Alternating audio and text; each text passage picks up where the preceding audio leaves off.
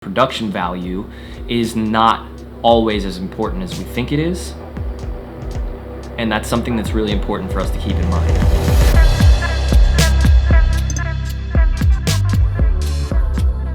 Now I'm going to get into the nitty-gritty of filmmaking and lighting and some of the best practices that I've developed for creating a more sophisticated digital presence. There are 3 keys to lighting. It's really important that we have a large source, we have high CRI, which is a color index, and that we have accurate color and that we have an accurate color temperature. So what I mean by a large soft source is what you see in these pictures. But the idea is that the largest source possible with the biggest light. What that does is it fills in all of the pores in your face. It fills in and creates a softness that that's the lighting version of the softness filter online that looks really fake. The other thing that's really important is the reason why I would recommend that you buy a light or use natural light as opposed to like a lamp, is because bad quality lighting will not give you a good representation of what an object actually looks like. So CRI is the light's ability to show the true color of an object. So if the CRI is close to 100, that apple is really going to look like an apple. But as the CRI changes, you're going to start to see these weird artifacts and some things. You really don't want your skin looking not like skin, because you're going to look not human. And that's not going to be great because it's going to draw us away from your performance. We talk about luminosity, which is how bright something is, and then we talk about color. And color, aside from CRI, which is more of like an index of how the lamp functions, we talk about color in terms of the Kelvin scale. And this is the Kelvin scale here. You know, a candle flame lets off a really red, orange color, whereas like looking at the sky, that is like 10,000 Kelvin. So that's where the scale comes. But the actual, this light here, and the kind of sunlight on a cloudy day or sun at noon in a shady place, as opposed to the sunlight directly shining on you, is around 5600 Kelvin, and that's the midpoint for this filmmaking lighting. That's like considered true white, and a true white light is going to give us the closest to what our actual skin tones are. Here are some products that I recommend. These are the products that I use. I'm not paid to tell you to buy these products yet, unfortunately, but they are great and decently affordable. Now, I know that it's a scary time to spend money, so I do not recommend that you spend your stimulus check on these things. They're just things to like think about saving money for, because they will, if you're interested in either making more content, or you want to step your tapes up, or you feel like your tapes are ready to be stepped up, you can think about some of these things that may bring you into the $200 range. I would recommend spending money on light and a microphone over a camera 9 times out of 10.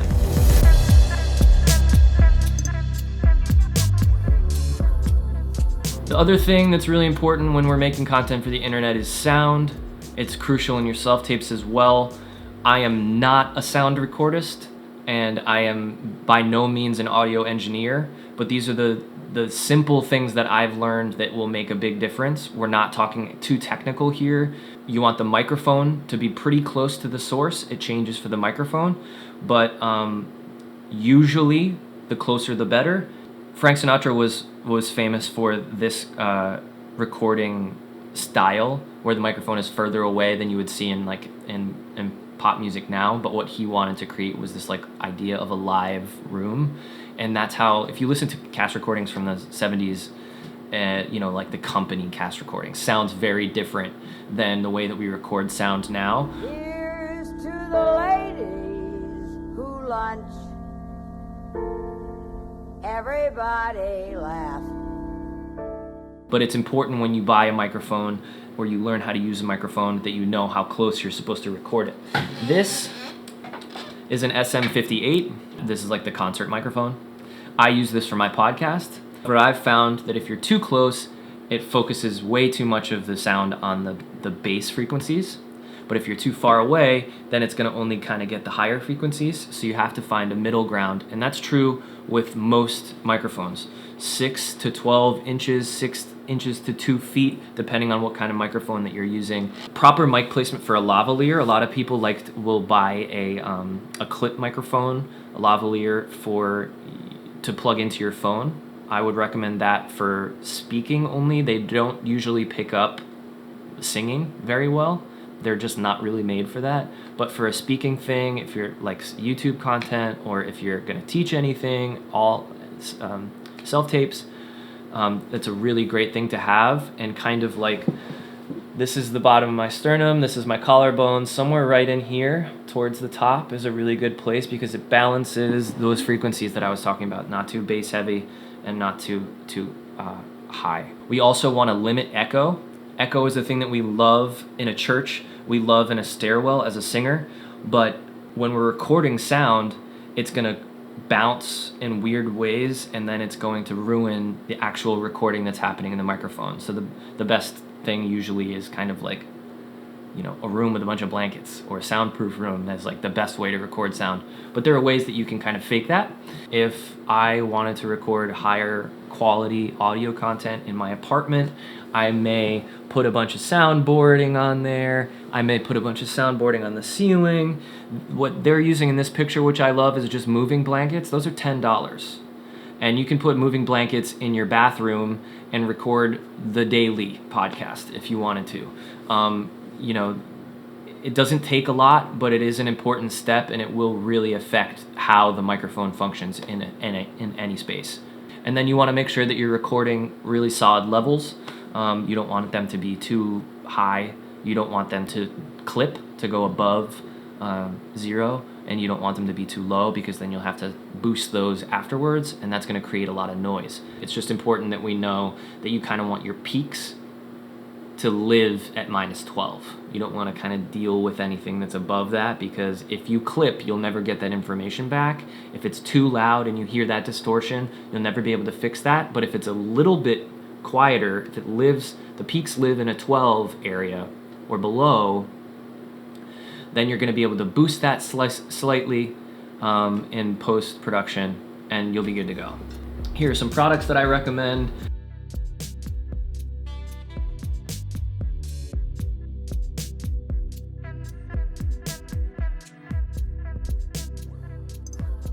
That iPhone mic I have right here is really great. It has a lot of versatility. You can change the pickup patterns. You can change you can add compression in the app that they have. You can control the input gain, which is really helpful to be able to do. I like this as a mic for your iPhone for singing videos, just to step up, you know.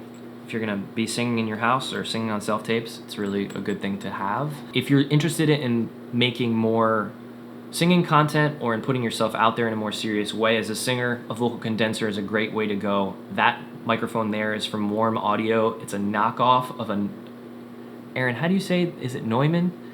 No, I don't know how to say it, but it's a very expensive microphone, and this is a knockoff of it, and I love it. That requires that you plug into a preamp, which that external recorder has preamps in it. It's a little bit more complicated than a lot of people need to know. This microphone that you see on the stand there, that requires preamps as well. There are vocal condensers that you can plug straight into your computer. Yeah.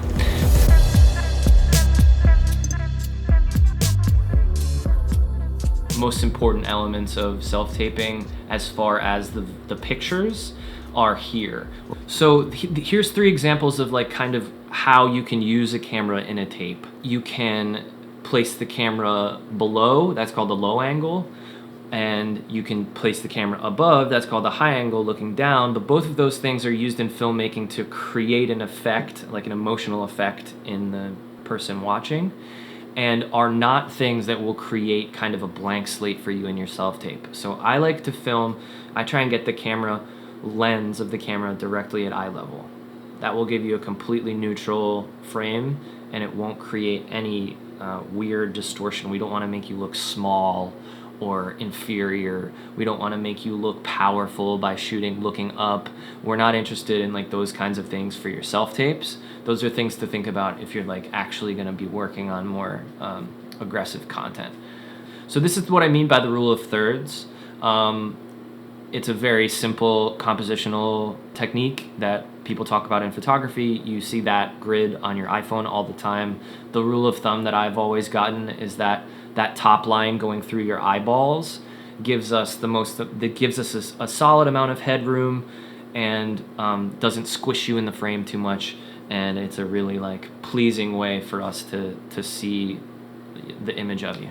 So this last thing that I want to talk about is using the camera axis. While you're watching television shows and paying attention to movies, take a look at what the actors are doing with the actual center of the frame, because there's a lot of choices being made about, okay, I'm on this side of the frame and I'm looking this way, and then when this change occurs, when I really want to hear this other character, I cross the frame. That is one of the best tools for you to like show change or for you to shift the story of what you're doing. It's also really smart to just keep yourself open. So what I'll do is I'll stand, kind of look past the camera.